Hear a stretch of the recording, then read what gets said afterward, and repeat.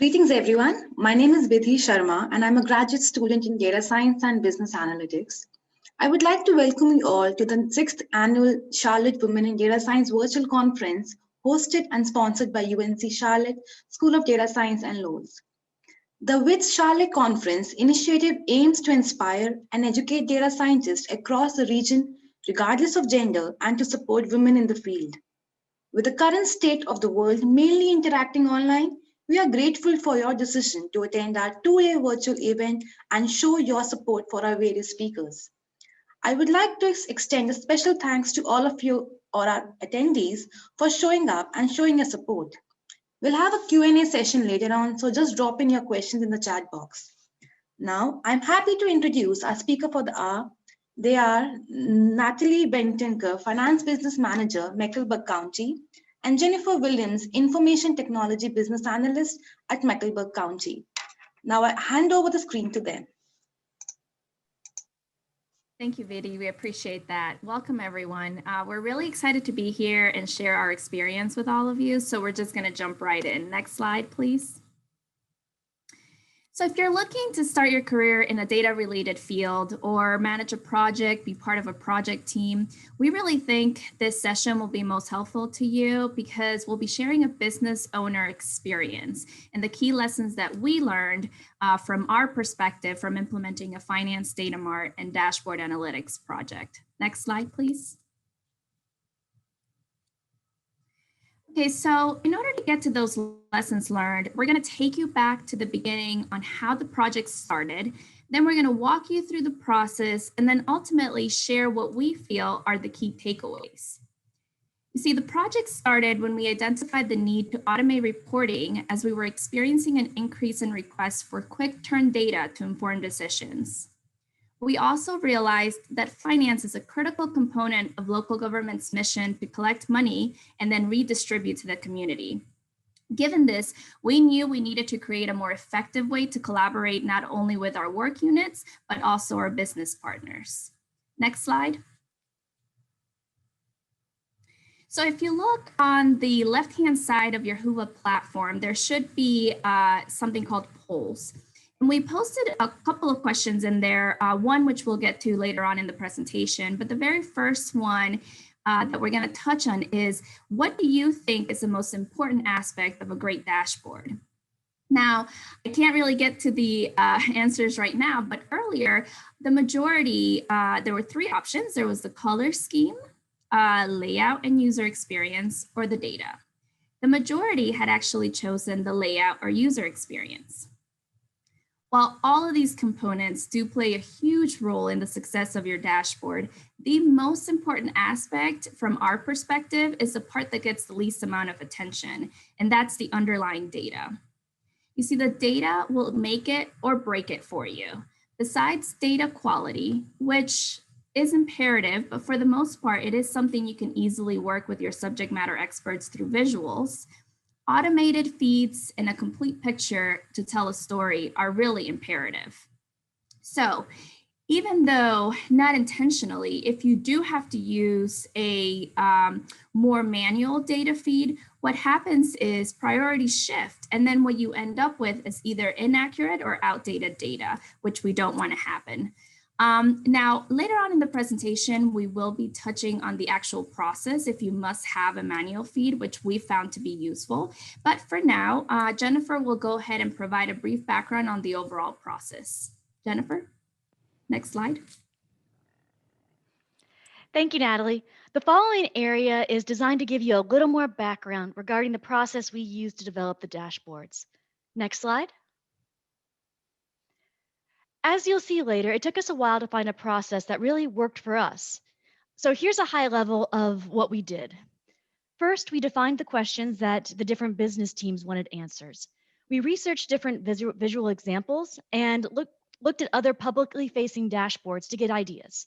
We determined the data points that were associated with each question and which data systems they lived in. We documented this information into a data dictionary.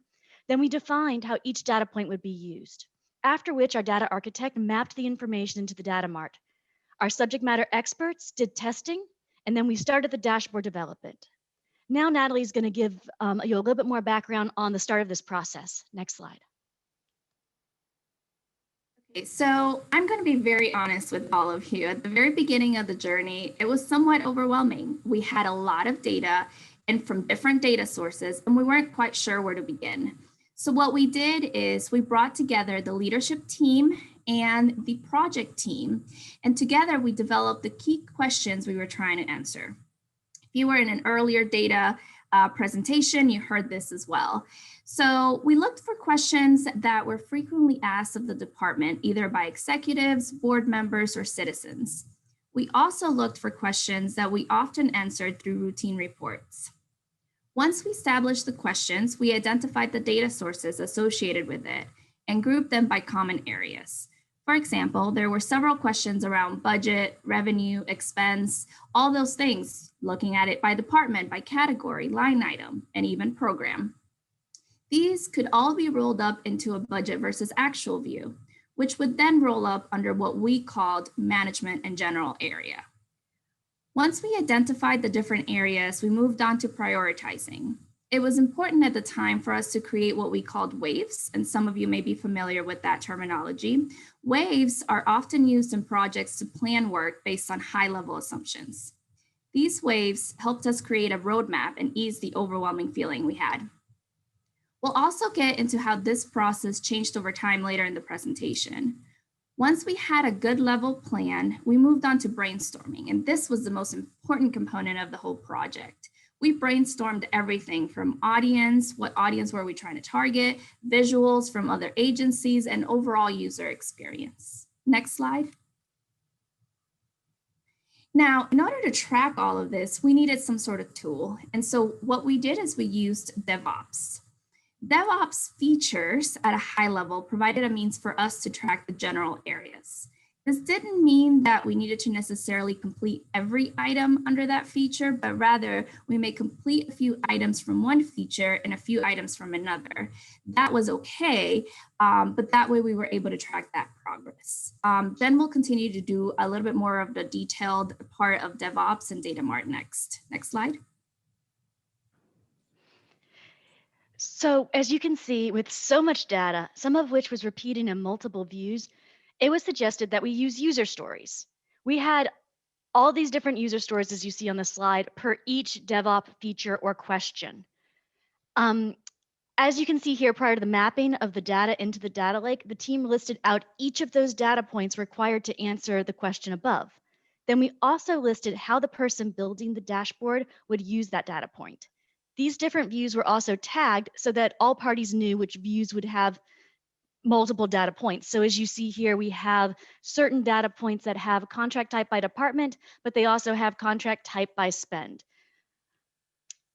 After that, we also defined what that data would be used for based on the visuals. So maybe filter, display, visual. Filter being an item that would help us filter out the data within Power BI. So say you're only wanting to look at one fiscal year, but you have 5 fiscal years present, the fiscal year would be used as a filter. Display, which would be used for data we wanted to see in a singular visual call out, and then visual, which would be used in more graphical visualizations. This process did not have to be perfect. The main point was to ensure that all parties were thinking and talking about the dashboard and what it was going to look like prior to the mapping. This also brought up multiple data rules that we were able to apply to the dashboard that existed into the system, such as mandatory versus non-mandatory fields, or if we wanted to use any data before fiscal year 15. During this process, we also are able to define out each data point and get a definition. This helped us populate our data glossary. However, the most important item we did here was acceptance criteria. This told the system admins, the subject matter experts, and the dashboard developer what we should expect to see in order to verify that the data architect had mapped our data properly into the data lake. And it helped make the end part of the process move so much faster. Next slide. At this point, the data architect applied any predetermined business rules during which we had previously discussed and applied them and mapped the data into our data mart. Now I'm going to give it back to Natalie, who's going to go a little bit into how this improved our data governance and other methods we tried prior to the current one we just showed you. Next slide. Great. So we use CGI Advantage as our financial system of record. And therefore, we had well over 1,000 different data points originally as part of each question we were trying to answer. But due to the repeating fields, like for example, vendor information could be found in our budget versus actual, but then it could also be found in our procurement dashboard. We were able to consolidate some of that, and in this particular example, able to create a vendor view that could then be used for a multiple of different views. In other cases, like our P-card view, although the file that we wanted would be bringing in about 100 different data points from our Bank of America work system, we were able to align and identify the data points that would be connected to other data sources, but then that would also help tell the story. Many of these did not have to be brought into the view. Now you'll see on the screen that we noted that we have 5 different data sources in our data mart. So the very first one I just mentioned is our CGI Advantage, which is our financial system of record. We also did Bank of America Works, which is our P-card. Some of you may refer to them as credit cards, but in our public sector, we refer to them as P-cards. That's our system. We use Devops, which we use internally to actually track our procurement process from beginning to end, and it's quite interesting. And then we used NCPTS, which is North Carolina Property Tax Solution. And we were able to connect that through the very last sprint that we did. We did a collaboration with the Office of the Tax Collector. Now, as I mentioned earlier, we do have one manual feed, and that comes from NCDOR, which is the North Carolina Department of Revenue. On the slide, you'll also see mention of definitions and descriptions, which really refers to our data dictionary business glossary. Jen's going to touch on this a little bit later, but basically we identified the key data points. We made sure to document the definitions and other pertinent information like calculations, original data source, any types of joins, things of that sort that were important for that particular data field. This was also important through the brainstorming process. We started with the end in mind. And so with that, we had to identify the audience of the dashboard, evaluate the data points, right? What do we need and from what source? And then develop a visual off of that.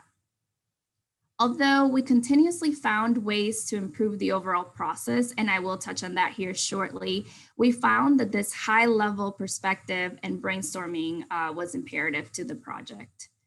All right, I will touch on the continuous process next, please. Next slide. Okay, as I mentioned, we went through several process iterations. We started with a waterfall approach, which is a more conventional way to complete a project, and it typically focuses on output, one output at the end. But we quickly realized that it was difficult to test and provide valuable progress along the way with so much data that we were dealing with. We then transitioned to Kanban, which was helpful for making progress, but not as ideal in that it was difficult for the team to test and develop visuals with so much fragmented data delivery. And so through this process, though, we did learn that we liked moving the process from one output at the end to a little bit at a time. Our ITS, I will say, was a great partnership for us, and they were instrumental in not only envisioning and creating, but also supporting these constant shifts in process. So ultimately, we ended up in the Scrum model, and this was ideal for us because it continued to focus on the bite-sized pieces, but it also created a clear roles and responsibilities. It created testing guidelines, which Jen touched on a little bit on the user stories. And then we had a constant flow of communication through doing 15-minute daily Scrum meetings. So now Jen will take it away with a question and then all the other technology that we used. Next slide, please. If you go to the poll on the side of your navigation, you'll see that we ask which technologies the audience has used in the past. Based on this slide, it appears that the most people have used Microsoft Teams or SharePoint. The other options that were available in that poll were Devops, Azure, Mart, Power BI, and SharePoint. Next slide, please. So to walk through some of the technology we used, we started with Teams as our document storage and meeting space once we went virtual. Teams really helped us keep our documentation organized. We are able to assign tasks through it, store files, and host meetings once the team went virtual during COVID.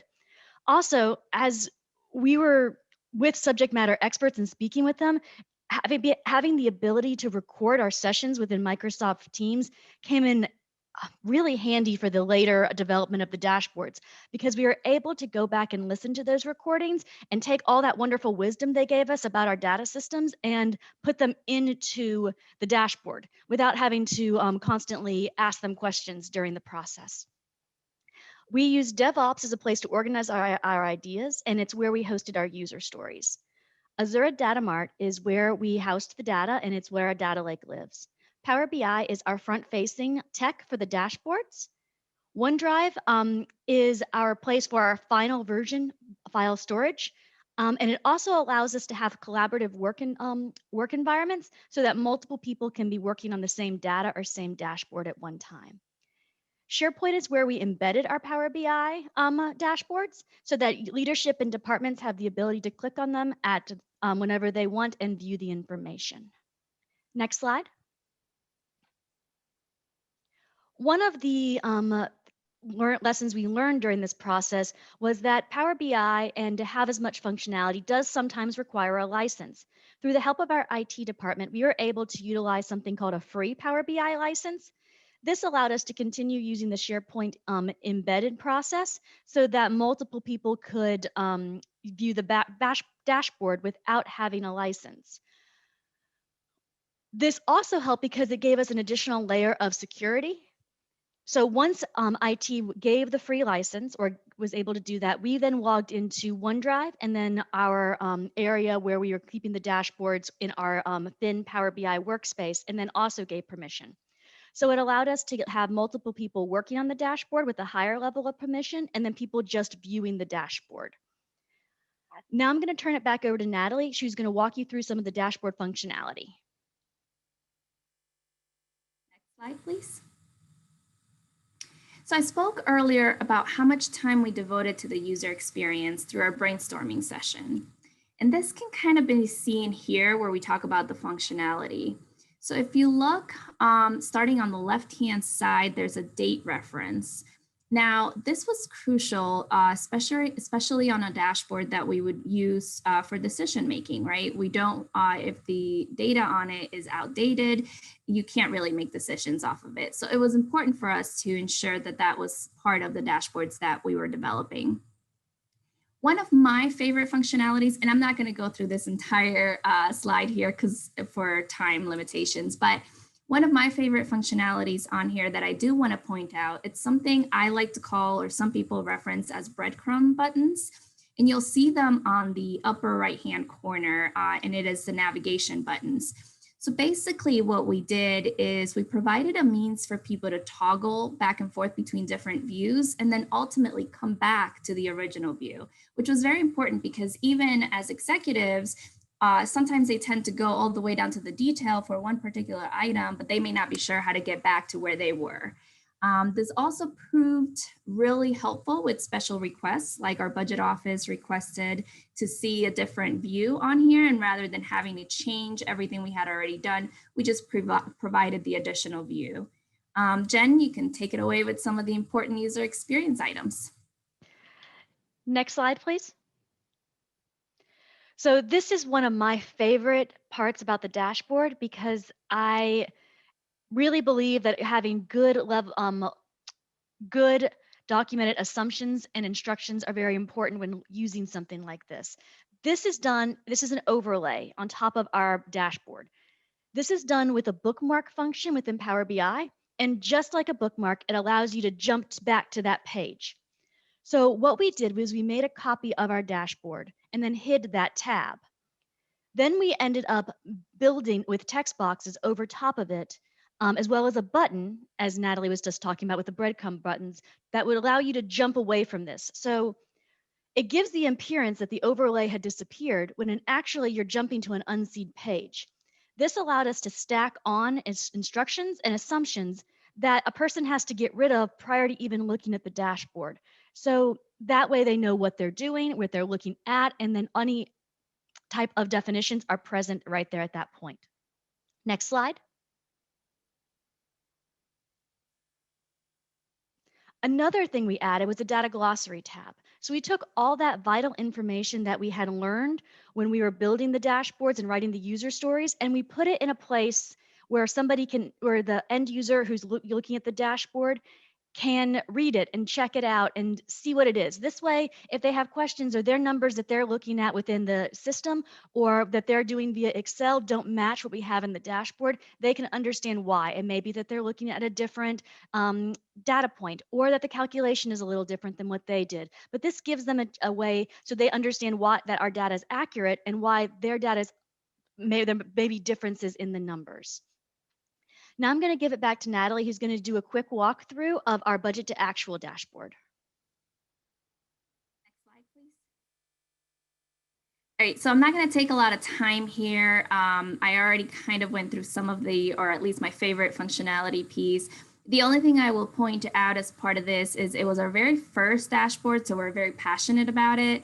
But also, because it was our first dashboard, we created it with separate audiences in mind, or a variety of audiences in mind, right? So you start out at the executive level, which is here's the county as a whole and where we're at budget versus actual overall. And then you can actually go down, if you look through those breadcrumb buttons, there's something called a detailed expense report. You can go down to the analyst level perspective and look at a 3-year line item report with vendor details. And we felt this was very important to have, not only for ourselves, but also our business partners and other work units. And so with that, Jen, I'll hand it back to you. Next slide, please. So one of our last dashboards we created was the P card dashboard. As Natalie previously stated, this is our purchase card, or kind of like our county credit card. This was done via file exchange. And at first, when we first created this dashboard, it was our second, but it didn't get as much traction as the others. So we began to just start asking questions back to the end user, and we realized that it was because it didn't show trend analysis. It was always showing a singular time based on calendar year.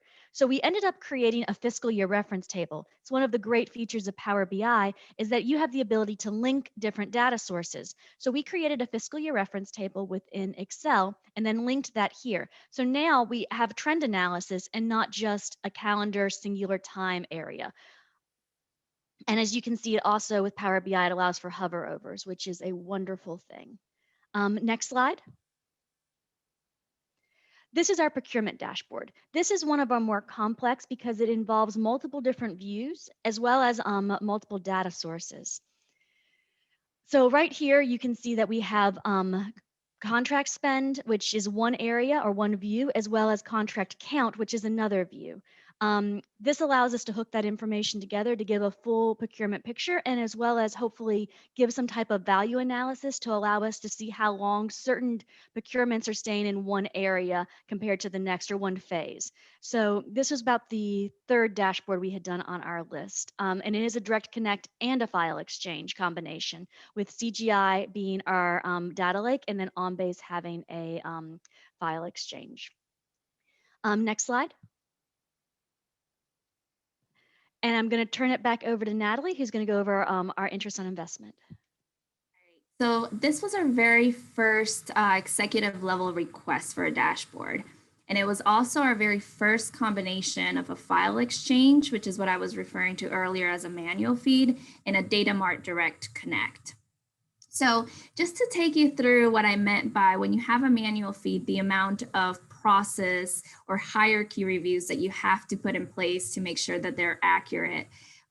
We start out with the 10th of every month. The information is provided by NCDOR.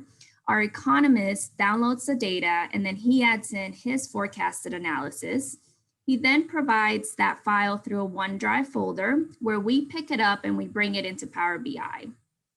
We then take a screenshot of the updated or refreshed data or the dashboard itself, and then we send it to the subject matter experts. Now, the subject matter experts on this particular dashboard include our economists, our investment officer, and our director over reporting, financial reporting. They review and provide any feedback. We follow up with a meeting to ensure that we captured all the feedback and there isn't anything else for accuracy or anything that we need to review. Then we again provide the final screenshot for review or approval. Once we get that from the subject matter experts, we move on to another layer of approval with our director and our deputy director. Once that happens, then we finally refresh in both our side of the dashboard as well as the executive side. And when that happens, we do one final review to make sure nothing else is not working or erroring out in either side. And then we finally send out a notification. And so at this point, you guys may all be wondering, oh my gosh, why do all this? This is a proven method. We've gone through so many iterations of this process and really realized that we need to have that level because people have different priorities throughout their day.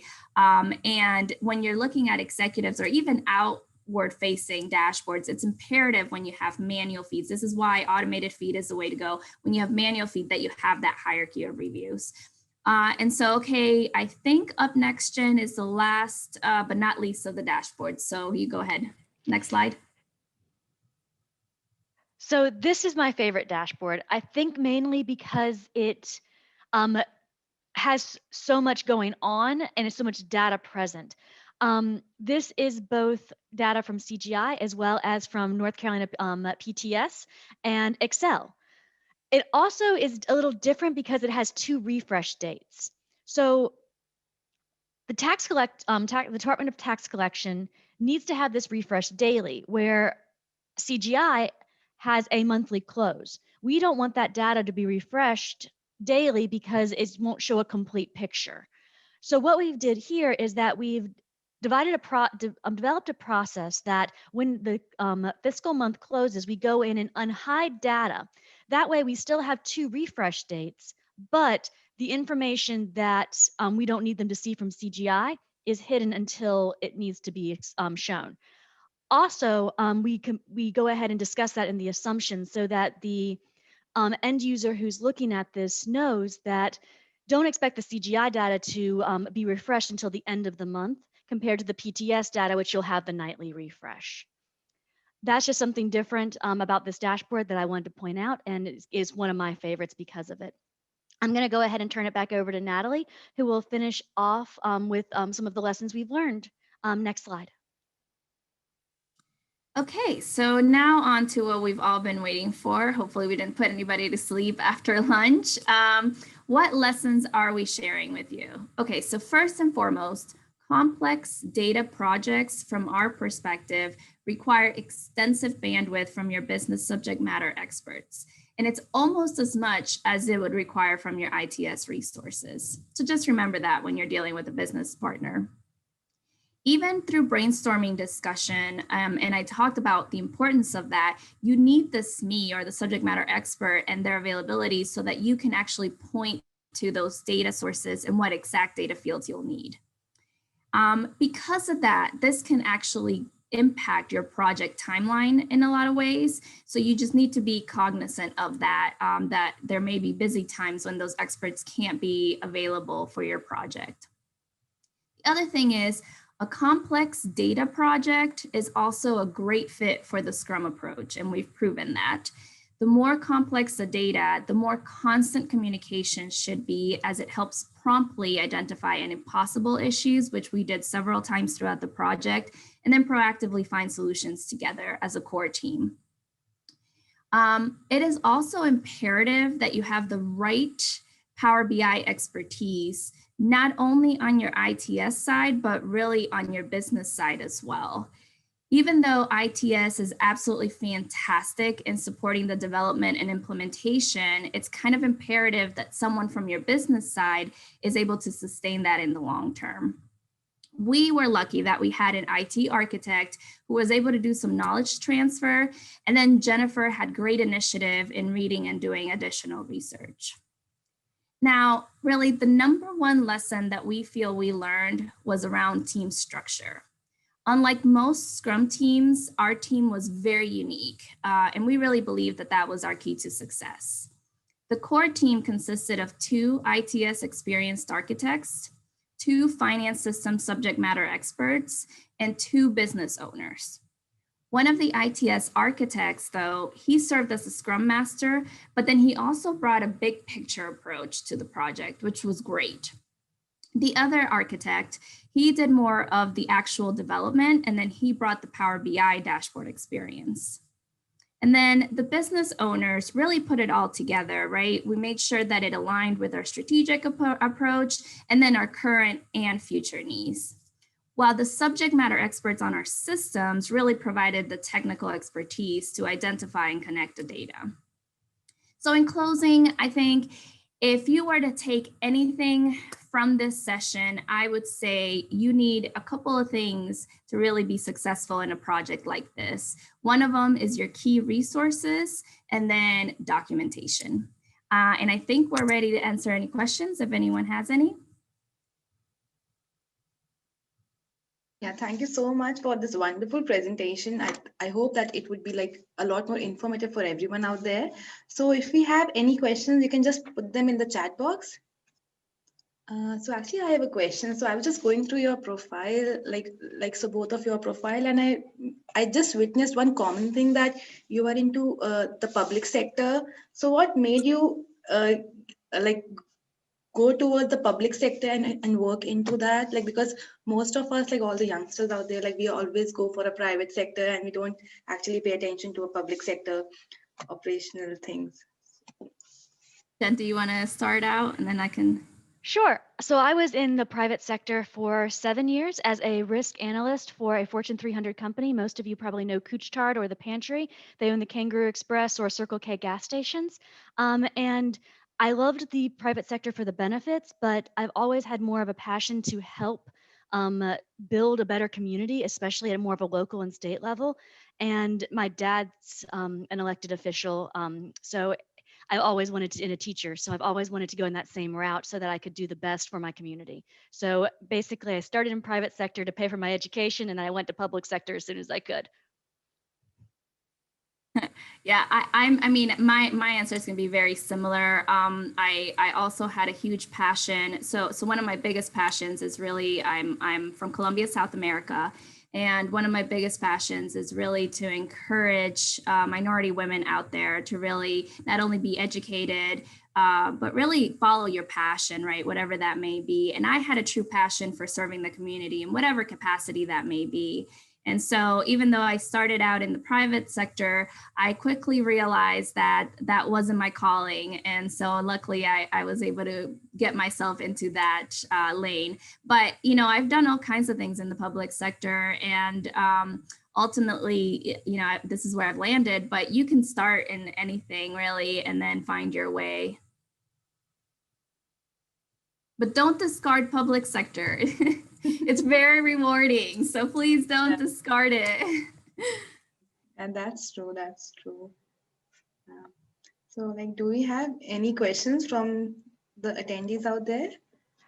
I would like to quickly give I see maybe that Chris Brace is on the call, and she just want to give her a quick thank you. She was an instrumental part in this. She was one of our subject matter experts, and without her, this project would not have been accomplished. So I see her on here, and I just want to make sure that she gets, we recognize her real quick.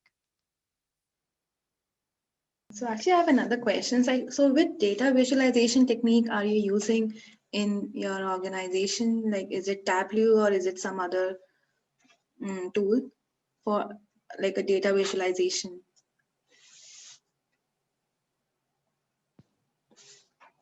Could you say that one more time for me? I'm sorry. Yeah, so like which data visualization technique are you using in your organization? Like, is it Tableau or some other one, like which we could learn on? Because like students, they are mostly after learning Tableau, and I think there are other tools as well which are into data visualization.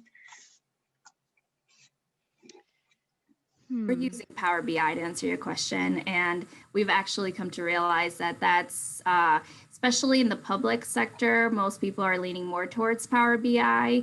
And it may be because it's so closely connected to Excel, and we have more of that expertise in the public sector. And then also, especially in finance. So that's the area I'm most familiar with. And most people are very close with Excel and finance. So did that answer your question? Okay, you're muted, so I'm not sure. Oh, you're on mute, Vidi. I don't know what happened. Okay. There you go. Okay, Yeah. now we can. So, there is a question from Viviana, which she's asking that how to address credentials and education after spending time with family at home. In other words, if she has a gap of 4 years but took that time to work on business intelligence certification, so how she can address that gap while she was at home. I will take this for a second, Jen, and then if you have anything to add or if you want to take it. So I volunteer with Women in Agile, which is a wonderful organization if any of you have ever heard of it.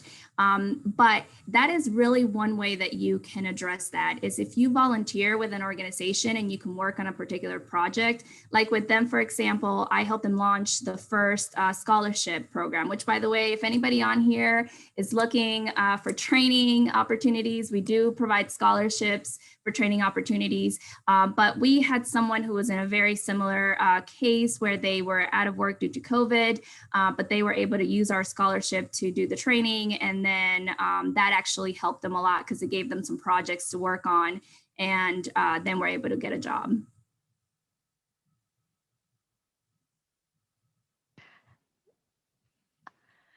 I don't have a good HR background in that, but I have seen a lot of times when they just explain it in the interview or in their cover letter, and that definitely helps out a lot and people understand like, oh, there's a gap, but they did all this while they're doing it. So that's how I've seen it addressed in my years. Thank you. So there's one more question by Spolowski. He is actually confused by the use of the term Devops, which he understood to be a process, but did you refer to it as a product? Yes. It is a product as well, but so yes, there is a DevOps from Azure, and it's called Azure DevOps. And Natalie, do you have any other? We have some background slides on it as well in for further down, but. It basically just follows that process. It's a tool that we use, and there's several tools out there to follow the DevOps process that you can look into. But we really like this one. It gave us it was very user friendly. Like we could move user stories from landing to provision to the different kinds of columns, and so we really liked it. But yeah, there's several tools out there that actually follow that process and help you track it. Thank you. Hope that answered the question. Yeah, I think it did. Yeah. So do we have any more questions out there? Okay, good. Yeah, I did. And Viviana, if you look on the Women in Agile page, if you're looking for volunteering opportunities, or just reach out to me, I'm happy to help you get those.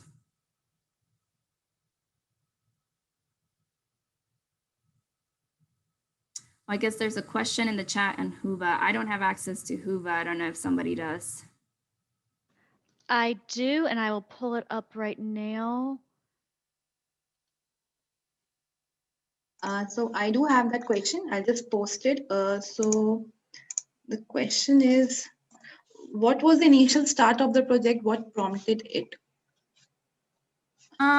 So I touched a little bit on it at the very beginning of the presentation, but basically we were getting an increase of requests for very quick turn data, like at your fingertips, to really inform decisions. And when you don't have a centralized data mart or centralized data source location or warehouse, it just makes it a little bit more complex for people to go out and pull the different sets of reports that you would need to tell that story or to quickly provide that information for decision making. And so really that was a major part of what prompted the start of the project. And then it clearly aligned with our strategic vision, which our finance strategic business plan focuses on data analytics and how to become a more strategic partner, not only to the county, but the community as a whole. And adding on to it, there's one more. Is the Power BI built on the SQL database? It is, go ahead, Natalie. No, go ahead, Jen. I'll let you answer that. That's the technical. It's built more on the Azure Data Mart, but we do use a SQL server to check the data. Do you have anything to add to that, Natalie? I think that's pretty much it. And you got to realize we're the business owners, so we won't get too much into the technical details in the back end.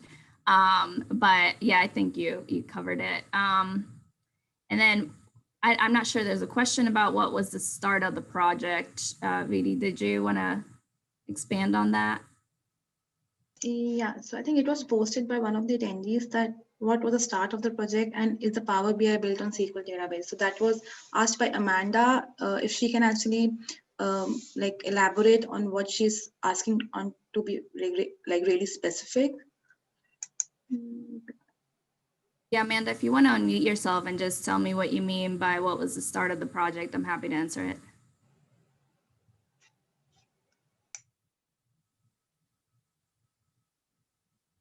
Or I may have already answered it. I don't know.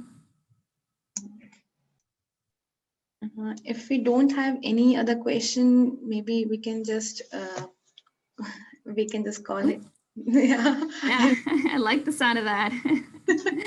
All right, thank you, everyone. Yeah, thank you so much to both of you. Like it wasn't like a lot of information out there, and yeah, a lot to grasp actually. Oh, I'm sure. Yes, it was a lot of information, but thank you, everyone. We appreciate it. Yeah, thank you so much.